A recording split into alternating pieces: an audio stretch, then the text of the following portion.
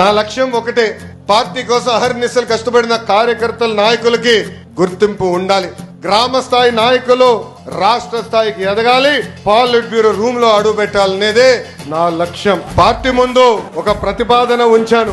3 టర్మ్లు ఒక పదవి చేసిన తర్వాత పై పదవి కన్నా వెళ్ళాలి, లేదంటే ఒక్క టర్మ్ బ్రేక్ తీసుకోవాలి. జాతీయ ప్రధాన కార్యదర్శిగా నేను ఈరోజు 4వ టర్మ్ లో ఉన్నాను.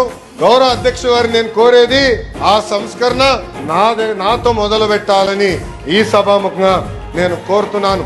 ఇది జరిగితేనే పార్టీలో కదలిక వస్తుంది. యువతకి రెక్కలొచ్చి రాజకీయాల్లో మెరుగైన అవకాశాలు వస్తాయి. నా స్టైల్ ఒకటే, సీనియర్ని జూనియర్ని సమానం గౌరవిస్తా, పనిచేసే వాళ్ళకే నేను ప్రమోషన్ ఇస్తా. పసుపు జెండా ఇంకో 40 ఏళ్ళు రప్రపరాడాలి.